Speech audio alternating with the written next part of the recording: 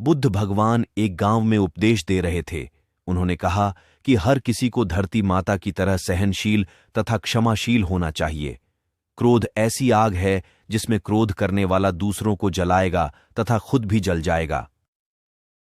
सभा में सभी शांति से बुद्ध की वाणी सुन रहे थे, लेकिन वहां स्वभाव से ही अतिक्रोधी एक ऐसा व्यक्ति भी बैठा हुआ था जिसे ये सारी बातें बेतुकी लग रही थीं।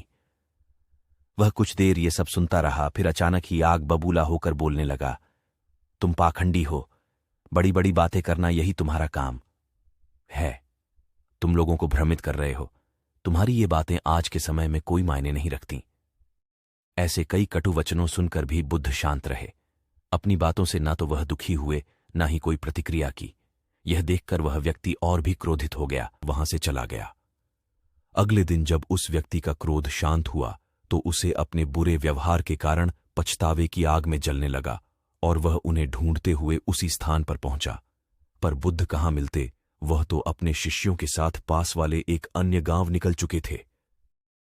व्यक्ति ने बुद्ध के बारे में लोगों से पूछा और ढूंढते ढूंढते जहां बुद्ध प्रवचन दे रहे थे वहां पहुंच गया। उन्हें देखते ही वह उनके चरणों में गिर पड़ा और बोला, मुझे क्षमा कीजिए प्रभु।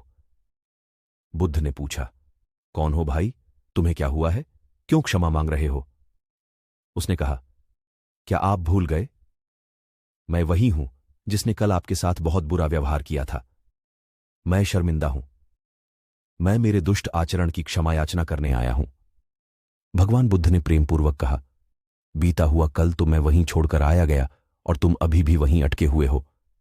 तुम्हें अपनी गलती का आभास हो गया, तुमने पश्चाताप कर लिया, तुम निर्मल हो चुके हो। अब तुम आज में प्रवेश करो। बुरी बातें तथा बुरी घटनाएं याद करते रहने से वर्तमान और भविष्य दोनों बिगड़ते जाते हैं। बीते हुए कल के कारण आज को मत बिगाड़ो। उस व्यक्ति का सारा बोझ उतर गया। उसने भगवान बुद्ध के चरणों में पड़कर क्रोध त्याग का तथा क्षमाशीलता का संकल्प लिया। बुद्ध ने उसके मस्तिष्क पर आशीष का हाथ रखा। उस दिन से उसमें परिवर्तन आ गया और उसके जीवन में सत्य, प्रेम व करुणा की धारा बहने लगी।